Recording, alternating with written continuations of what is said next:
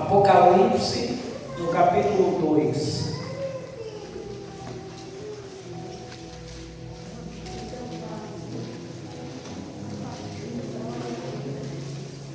Texto bem conhecido de todos. Capítulo 2, a partir do versículo 1, diz assim: Ao anjo da igreja em Éfeso escreve: Essas coisas diz aquele que conserva na mão direita as 7 estrelas e que anda no meio dos 7 candeeiros de ouro. Conheço as tuas obras, tanto o teu labor como a tua perseverança, e que não podes suportar homens maus, e que puseste à prova os que a si mesmos se declaram apóstolos e não são, e os que achastes e os achaste mentirosos, e tens perseverança, e suportastes prova por causa do meu nome, e não te deixaste esmorecer. Tenho, porém, contra ti, que abandonaste o teu primeiro amor. Lembra-te, pois, de onde caíste, arrepende-te e volta à prática das primeiras obras. E se não, venho a ti e moverei do teu lugar o teu candeeiro, caso não te arrependas. Tens, contudo, a teu favor, que odeia as obras dos nicolaítas, as quais eu também odeio. Quem tem ouvidos, ouça o que o Espírito diz às igrejas. Ao vencedor, dar-lhe-ei que se alimente da árvore da vida, que se encontra no paraíso de Deus. Amém. Pode sentar em nome de Jesus. Irmãos, algo que precisamos compreender a respeito da nossa caminhada com Deus, e louvado seja Deus pelos 28 anos aqui da IBESP. E esses 28 anos teve um começo no primeiro culto. Esses 28 anos teve o primeiro ano, e teve o segundo, e teve o terceiro. Então note que a obra de Deus, ela é algo que é constante, é uma jornada, é algo que você vai vivendo dia a dia. E qual que é o problema nisso? É que o povo de hoje, ele te edifica para amanhã, mas ele não resolve o teu amanhã. A palavra de vitória hoje, ela te edifica, mas ela não resolve o seu amanhã. Eu quero te dizer que, apesar de são 28 anos, se você sentar com a pastora da igreja, se você sentar com alguns irmãos que começaram, o começo não foi fácil. Quando eu cheguei, ainda já tinha um tempo, né? Mas o culto começou em casas, e tinha um tempo ali na rua, na avenida ali, pequenininho. Aí depois nós fomos lá para o Limace, né? Do lado ali de frente, né? Então, assim, foi um começo difícil. Só que o dia a dia não se tornou mais fácil porque o começo foi difícil. O que nós temos são ferramentas melhores. Então isso facilita o trabalho, mas não quer dizer que é mais fácil. Provavelmente é mais difícil. Uma coisa é pastorear 5 pessoas, outra coisa é pastorear 100 pessoas, 200 pessoas, 300 pessoas. As ferramentas podem ser melhores, mas não quer dizer que o tempo seja mais fácil. E deixa eu te dizer claramente, conforme a Bíblia, os tempos não vão melhorar. As coisas não serão mais fáceis. Hoje, enquanto cultuamos aqui, tem uma família dessa igreja passando pelo período de luto. Os dias são maus, os tempos são difíceis. Mas a questão é de que maneira nos comportamos em nossa caminhada. Aqui o Senhor está dizendo para a igreja de Éfeso o seguinte: eu conheço as tuas obras, tanto o teu labor como a tua perseverança. Ou seja, eu conheço o seu trabalho, mas além disso eu sei que você persevera. Você se mantém firme, eu sei disso. O Senhor está dizendo, eu vejo. Talvez eu e você, como cristãos, estamos esquecendo que Deus vê todas as coisas. Deus vê a injustiça que faz com você. Deus vê como te perseguem, mas Deus também vê se você persegue os outros. Deus vê todas as coisas, Deus vê o seu trabalho, Deus vê o seu labor, Deus viu cada dia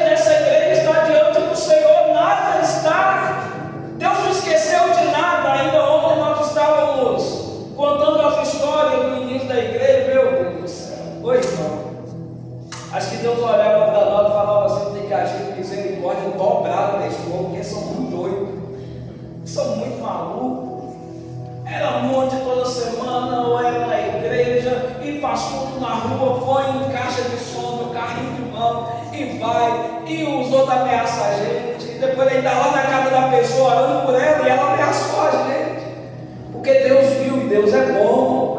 Deus viu cada dia da sua história, Deus viu como você se dedica, Deus olhou para essa igreja e disse: eu vi o teu labor, eu vi a tua perseverança, eu vi que você não pode suportar homens maus.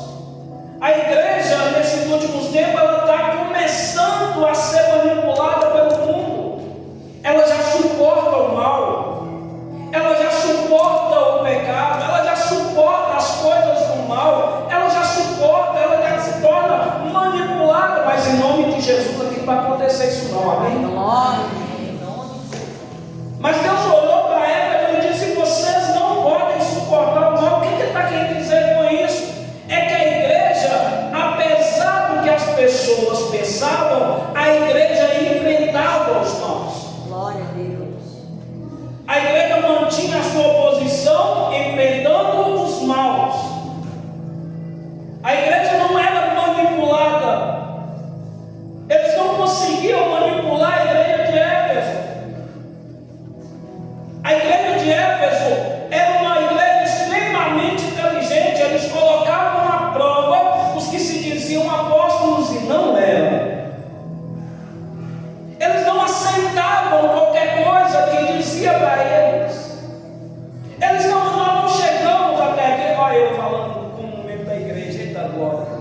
Nós não chegamos até aqui concordando com o mundo. Nós não chegamos até aqui recebendo da parte de homens maus e aplicando na nossa vida. Teve que rejeitar muita palavra, pastor. Colocavam à prova os homens que se diziam apóstolos. O que eles se diziam? Que eram escolhidos de Cristo, que haviam andado com Jesus, que conhecia Jesus e que isso e aquilo. Mas nessa igreja colocava eles à prova. E como é que você coloca homens à prova? Analisa o comportamento deles, vê quem eles são, vê como é eles e Deus. Então você põe eles à prova. Mas tem mais: tendes perseverança e suportastes provas por causa do meu nome. Aqui inicia a pregação e eu não vou demorar. Algo que eu aprendi na minha vida durante a minha caminhada é que todos nós passamos por cavernas na nossa vida. Todos nós enfrentamos cavernas. Todos nós enfrentamos provas, enfrentamos desafios, enfrentamos oposições, mas a questão é como nós passamos por isso. As cavernas daquela época eram muito usadas para túmulos. Talvez a caverna que você está enfrentando e não sabe o que fazer é a caverna da morte. A sua prova está te matando, a sua prova está te afastando do Senhor. Mas eu quero te dizer, ela nunca foi para te afastar do Senhor, foi para te aproximar dele. Não use a sua prova como muitos usam, como justificativa para se afastar do Senhor, porque não é esse o papel da prova. Olha para o cara que passou por caverna, o tal de Davi. Quem já ouviu falar de Davi? Todo mundo já ouviu falar de Davi. Todo mundo da história de Davi. Nós vamos falar sobre Davi ter vencido Golias.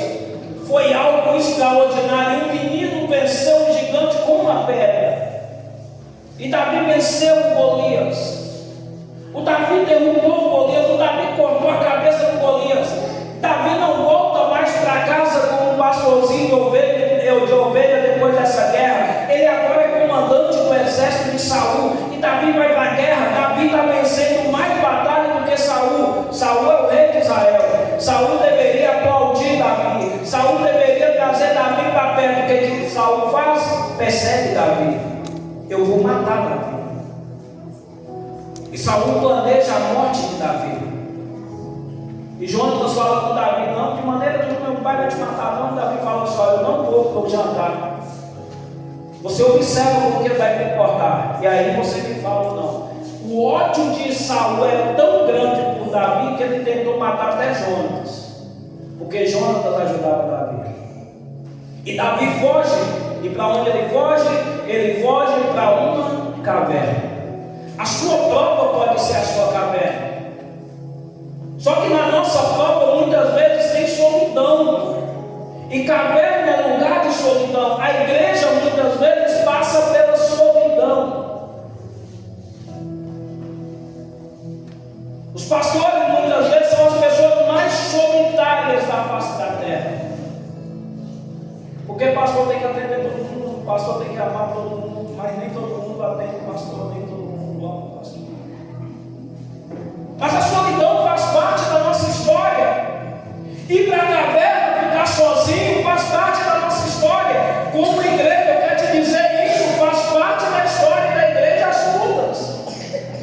Faz parte da história da igreja a provação.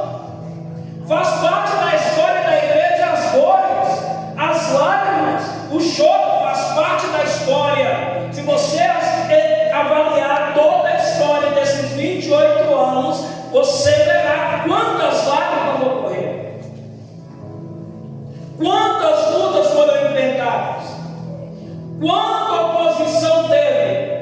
Dia a dia, avalie dia a dia. As provas muitas vezes nos isolam. Talvez você está enfrentando uma luta hoje e está se isolando por causa dessa luta. Davi fugiu para uma caverna chamada Adulão.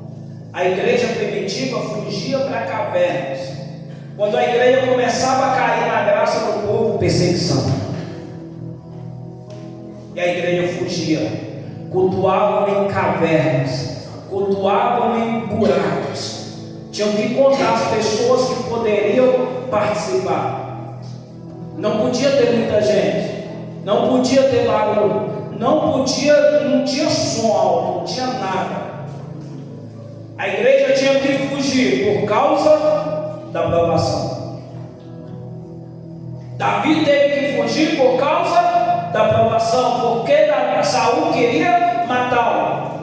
Mas deixa eu te dizer algo da parte de Deus nessa noite. A igreja nunca prosperou tanto quanto na época da perseguição. A igreja nunca cresceu tanto quanto quando ela é perseguida, quando ela é provada. Porque o fogo se acende mais. O desejo se acende mais pela presença de Deus. Nós oramos mais, nós buscamos mais, nós perseveramos mais, porque o Senhor começa a se revelar de maneira extraordinária. Glória a Deus. Eu estava lembrando com a pastora Rita ontem. Um dia eu cheguei na igreja muito mal, muito mal. Eu acho que era um culto de terça-feira de oração. E eu dobrei meu joelho ali e orava. Talvez alguns irmãos aqui vão se lembrar disso. E um irmão se levantou em profecia e só falou assim: grande amor tenho eu por sua vida, conta 30 dias que você vai receber algo que você precisa. Ai, esse grande amor que eu tenho por sua vida foi como se Deus tivesse sentado do meu lado e falado: te amo. Isso eu carreguei na minha vida. Era um tempo de luta, era um tempo de provação, era um tempo de dificuldade, era um tempo de terror, como talvez você esteja enfrentando hoje. Então deixa eu te dar essa palavra: o Senhor te ama, fica tranquilo, já deu tudo certo. Glória a Deus. O Senhor não te esqueceu, o Senhor não te abandonou, fica tranquilo. Parece que está difícil, mas Ele está presente. O povo, a igreja, passava por suas tribulações. Davi também passou.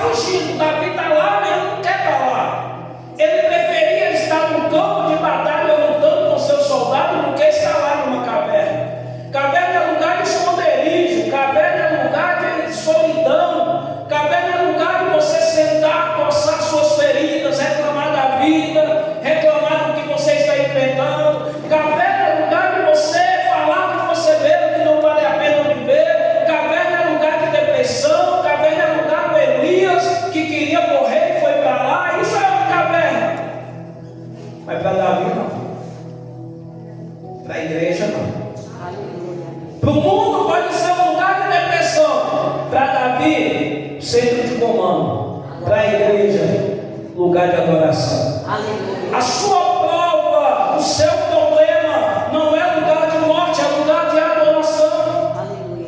A sua casa, por pior que seja, está caindo os pedaços, nada quebrado, nada faltando, nada fora do lugar.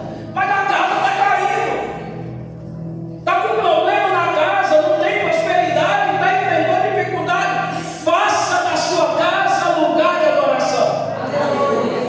Seu casamento está difícil, o homem não é crente, está difícil. Faça do seu casamento lugar de adoração. Seu trabalho está difícil, faça do seu trabalho lugar de adoração. Sabe o que Davi fez? Davi está fugindo de Saul. Saul quer matar Davi, o ódio é tão grande que ele quase matou o filho por causa de Davi. Então Davi está lá, na sua caverna. Logo chega a família de Davi e se aproxima dele. Descobrem que ele está lá e vão para lá. Daí a pouco chegam 400 homens, só camarada capacitado, que nada, endividados, infelizes, descontentes. 400 homens de Davi chegaram lá, e aquele Davi que está fugindo de Saul poderiam falar: gente, não tem nada para você não, vamos embora, chega desse negócio, você está vendo que eu estou morrendo por causa disso? Não, estou sendo perseguido por causa disso. Mas a Bíblia diz assim: Davi se tornou líder deles. Na sua caverna o Senhor te dará posição de destaque. A igreja assumiu posição de destaque, não foi assumido o governo de Roma, não foi assumido governos extraordinários. A igreja assumiu posição de destaque, indo de casa em casa, falando de Cristo, anunciando Cristo, prosperando em meio à dificuldade, prosperando em meio ao caos, prosperando em meio à prova, porque em meio à prova o Senhor te dará posição de destaque. Em meio à prova o Senhor honrou Davi. Mas tem mais sobre isso, não é só vitória não, irmão. Quando você lê Salmo 51, Davi havia pecado contra o Senhor. Davi está mal, não é só vitória, é caminhada cristã. Quem dera se eu pudesse chegar aqui e dissesse para você: olha, é só vitória, vem para Cristo que é só vitória. Não, tem a sua luta. E Davi caiu com a tal da Batseba, e aquele pecado ele começou a consumir Davi. Ele roubou do coração de Davi a alegria da salvação. Você sabe o que é roubar a alegria da salvação? Você não acredita que é salvo, você não crê na salvação, e você jamais vai anunciar a salvação, porque não é o que está no seu coração. O seu coração está dizendo que você é um condenado, o seu coração está dizendo que você não presta. Isso é roubar a alegria da salvação. E quando lemos aqui o texto, diz o seguinte: tens perseverança por suportar-te em prova, por amor do meu nome, e não te deixaste endurecer. Tenho, porém, contra ti que abandonaste o teu primeiro amor. O maior problema da igreja nunca foram as lutas. O maior problema do servo de Cristo não é luta, não é tribulação. O maior problema de Cristo é a frieza espiritual dos cristãos. O maior problema do servo de Cristo é você se desanimar no meio do caminho, é você se esfriar, é você deixar de ir para a batalha quando você tinha que ir para a batalha, é você deixar de encarar o desafio quando você tinha que encarar o desafio, é você deixar de orar quando você tinha que orar, é você deixar de buscar a presença de Deus com o mesmo ânimo, o mesmo foco, o mesmo desejo. E a igreja de Éfeso tinha perseverança, tinha amor, porém, contudo, entretanto, ela havia abandonado o primeiro amor. Ela fazia a obra, mas não tinha amor pela obra. mas não tinha amor pela oração. Ela buscava, talvez estava na igreja, mas não tinha amor para buscar a Deus. Era feito como algo que por ritual, mas não era toda aquela paixão que deveríamos ter. Davi caiu, e Salmo 51 vai dizer que o pecado dele foi como se os ossos dele se secassem. Não há paixão em Davi, há desespero de morte em Davi. E Davi começa a dizer: não retires de mim a tua presença. Se Davi está dizendo isso, é porque ele tinha medo de perder a presença de Deus. E como igreja, muitas vezes nós estamos andando por um caminho muito perigoso. Nós estamos naquela linha tênue ali. Qualquer coisa a gente está fora. Porque não há o primeiro amor no coração. Mas nessa noite o Espírito Santo está aqui para poder reacender a chama do nosso coração.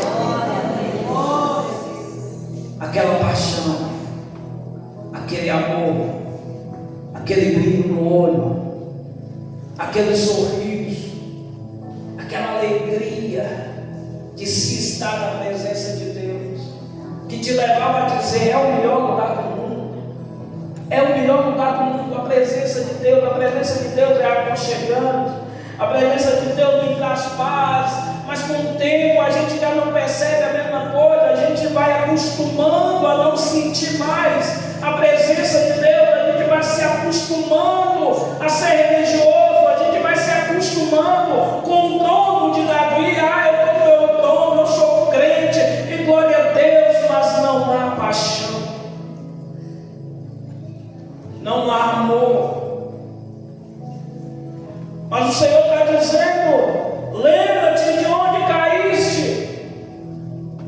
E Davi dizia: pequei contra ti, somente pequei. E o Senhor está dizendo agora em Apocalipse: lembra-te de onde caíste, lembra-te de onde você desanimou, lembra-te onde foi que você começou a parar, onde foi que você desistiu da sua família, onde você desistiu do seu casamento,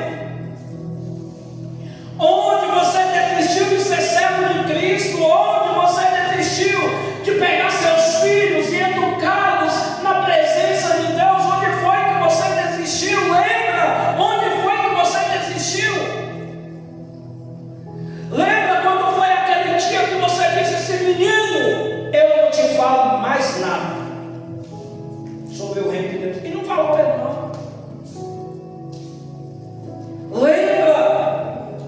Lembra onde foi que você parou? Lembra onde foi que você não teve a mesma paixão? Lembra qual foi o dia, qual foi a hora, qual foi a atitude? Lembra de onde caíste? E o Senhor não está querendo te matar por isso, o Senhor não está querendo desistir de você por isso. O que o Senhor está dizendo é: lembra-te, arrepende-te, volta à prática das primeiras obras. Volta a me buscar pelo simples fato de buscar. Volta a me buscar sem necessidade de me buscar, de dinheiro, sem necessidade de ter carro, sem necessidade de ter casa. Volta a me buscar só por quem eu sou. Porque agora nós temos tantos afazeres, irmão, da nossa vida. Nós temos dinheiro, nós temos campos que nós compramos e agora não precisamos ir ver. Nós temos: agora eu vou casar, agora eu preciso esperar, eu vou enterrar primeiro meu pai e tal, então eu preciso. E esquecemos de buscar o Senhor só por quem Ele é. Quando não havia beleza alguma em nós, quando não havia nada, Deus olhava assim e falava assim: gente, o que eu estou arrumando com esse povo?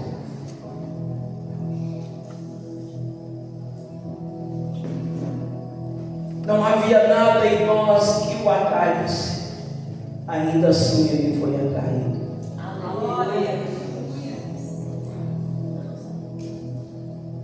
Lembra de onde caíste, lembra quando nos tornamos, deixa eu usar uma expressão aqui, lembra quando nos tornamos barganhadores com Deus.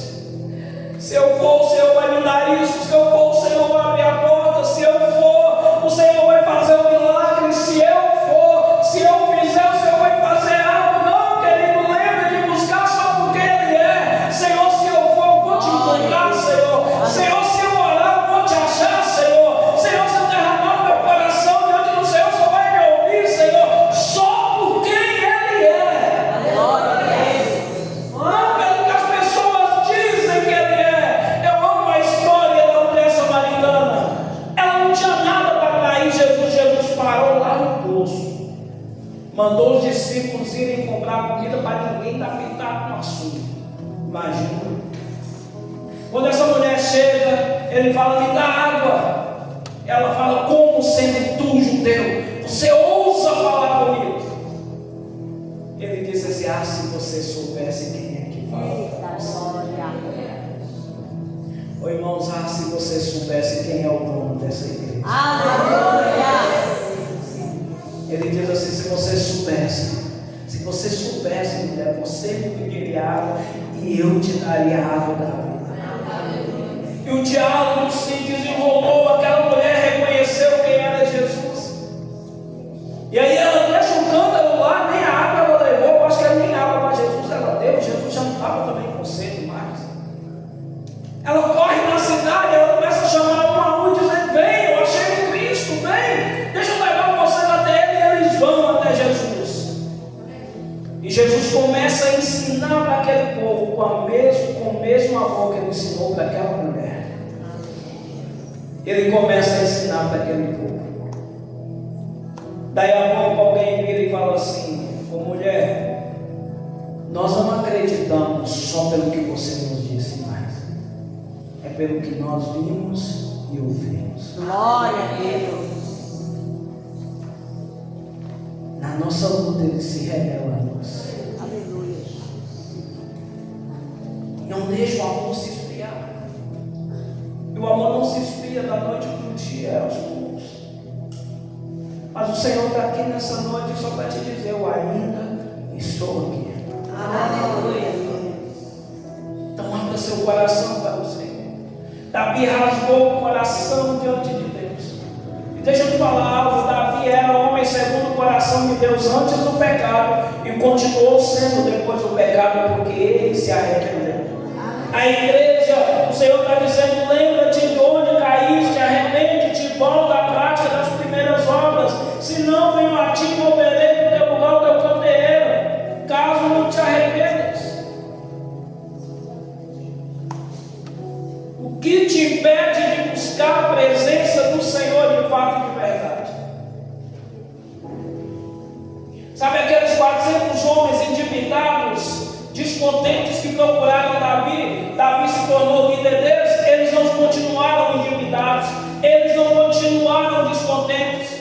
Você continua lendo a Bíblia. No final da vida de Davi, Davi agora está de volta à caverna de Adulão. Agora ele não tem um exército de endividados e de descontentes. Agora Davi está tramando a batalha, as estratégias para lutar contra os filisteus.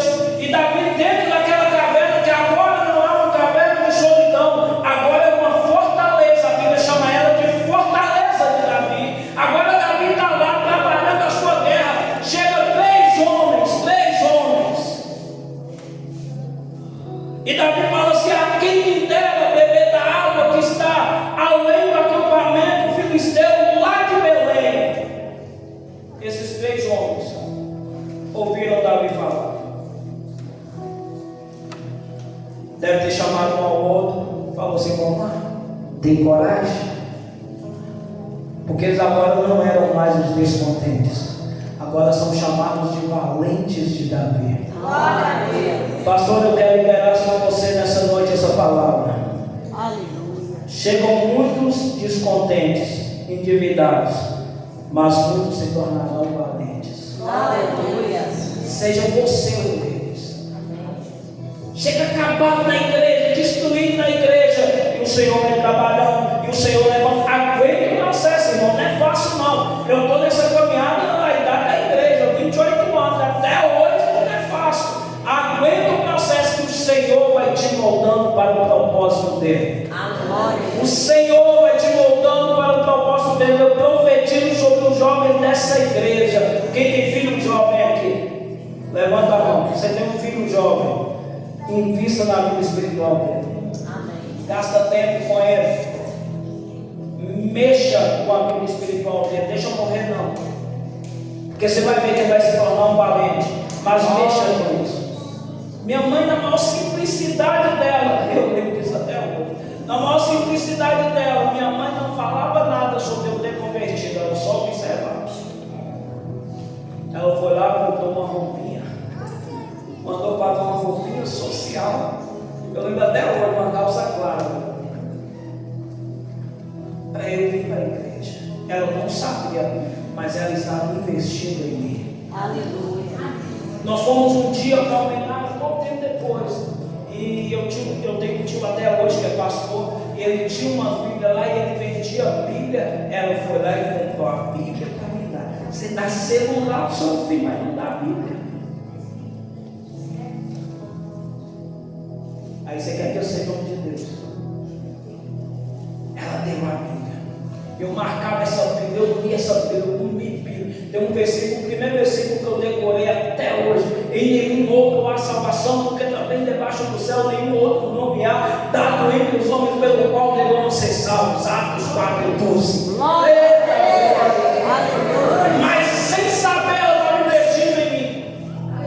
Invista no seu filho, porque o mundo vai investir, irmão. Preocupa não, o mundo vai investir em nós como igreja. A nossa frieza muitas vezes tem nos levado a não investir na nossa casa, a não investir nos nossos filhos. A igreja se esfriou.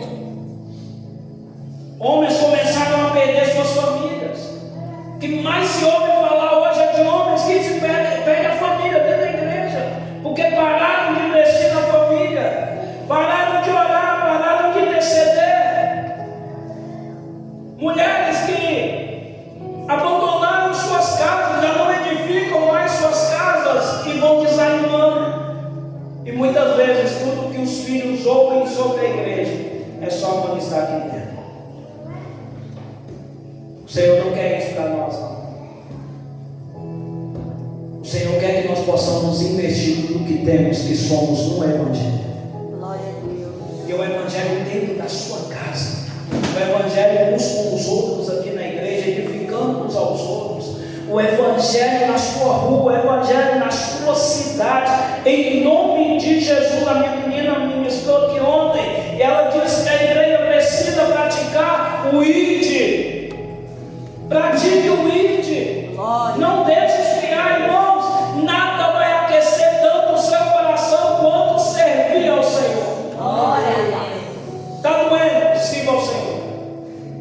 Está cansado? Sirva ao Senhor. E para encerrar, deixa eu te dar um testemunho. Porque muitas vezes as nossas dores nos impedem de servir o Senhor. Várias vezes na minha vida eu tive que ir para a igreja chorando, acabado, com o velório do meu avô, e eu fui para a igreja. Um dia eu passei mal, estava tendo desmaio, matou. E eu passei mal, eu ia ministrar louvor, eu passei mal na porta da igreja. E quando eu voltei, tinha um galo na minha testa, era do tamanho de um unicórnio. Primeiro unicórnio crente da face da terra. Um galão assim, boca toda sangrando. Tem alguém aqui que já teve confusão? Não. Graças a Deus não, né? Eu já tive, foi terrível. Fio de cabelo meu doía. Na primeira hora ela arrepiou e falou assim, chegou para mim, ao invés de falar assim, como você está? Ele disse assim, você não pode ministrar a nessa situação. Eu disse, por quê? Não está nem tentando falar direito. Se Deus deixou acontecer, é porque Ele quer viver dessa maneira lá na frente, assim. Troquei a camisa porque estava toda suja de sangue. E fui ministrar o porque ninguém sabe nada, eu estava lá na frente. Glória a Deus. Mas eu estava dizendo dentro de mim, eu ainda estou aqui. Glória a Deus. E dizia para mim, está doendo cada fio do meu cabelo, mas estou aqui. Glória. Está doendo tudo em mim, mas eu estou aqui. É assim que o Senhor quer me ver. Nessa hora, enquanto eu estava lá na frente, o irmão que iria pregar na noite, desceu do altar, veio até mim, e disse, me deu um abraço e falou assim, sei não, porque não, mas Deus mandou te dar um abraço. E me abraçou. Aquilo foi como se Deus tivesse me abraçado. Nunca mais eu tive problema nenhum. Glória a Deus. Sirva a Deus com as suas dores, irmão. Não deixe o seu coração esfriar só porque você está enfrentando luta, não. Essa menininha minha, Esther, com 4 anos, ela quase morreu. Quase. Foi Deus que não deixou. Essa menina foi de alguma maneira envenenada que só Jesus. E no hospital, a gente clamando e tudo, nós fizemos, eu e minha esposa, uma oração antes de ser nossa. Ela é do Senhor. Aleluia. A médica foi iluminada por Deus que bombeou o sangue dela todo o corpo, passou em bicarbonato. E ela praticamente voltou à vida com 4 anos de idade. Quantas dores de morte nós já tivemos que enfrentar? E ainda estamos aqui. A nossa luta não nos matou. Então ela também não pode nos parar. Aleluia. Se a sua luta não te matou, ela não pode te parar. Ela não pode esfriar seu coração. Você tem que se aquecer mais e mais. E buscar mais e mais. Busca ontem, busca amanhã de novo. Busca hoje de novo. E vai buscando, e vai buscando. As minhas maiores experiências com Deus, desde o início da igreja, que não foi com todo mundo, foi eu sozinho. Dentro do meu quarto. Dentro do meu quarto. E eu quero te motivar nessa noite. Davi se levantou. E Davi continua sendo homem segundo o coração de Deus. E a igreja continua sendo igreja. O diabo não conseguiu parar a igreja, apesar de tudo, apesar da luta. O diabo trabalha todo dia para parar a igreja do Senhor e ele não consegue. Mas ele tenta esfriar o nosso coração todos os dias. Não deixa não. Se mantenha firme. Tenha sua vida, o seu relacionamento com o Senhor, porque você vai sempre ver a recompensa e a honra de Deus na sua vida. Amém? Você pode se colocar de pé no seu lugar.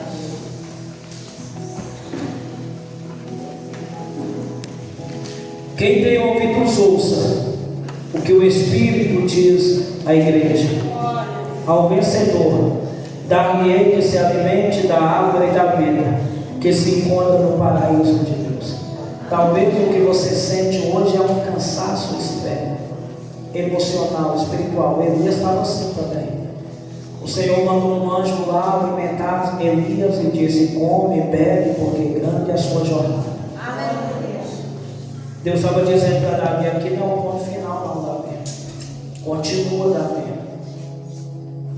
Continua, Elias. O Davi, o seu pecado não foi o seu ponto final, continua. Ô Pedro, você negou Jesus, mas não é o ponto final, não, continua. Não seja um Judas que vai lá e se suicida, não. Continua a caminhada. Ô Paulo, você era um perseguidor da igreja, mas agora o Senhor te escolheu, continua. Quantos de nós não conseguem servir a igreja porque nós não perseguimos a igreja? E então nós desistimos de servir a igreja. Faça isso não. Aqueça seu coração em Deus. Aqueça sua vida na presença de Deus. Vá de volta e busque o primeiro amor.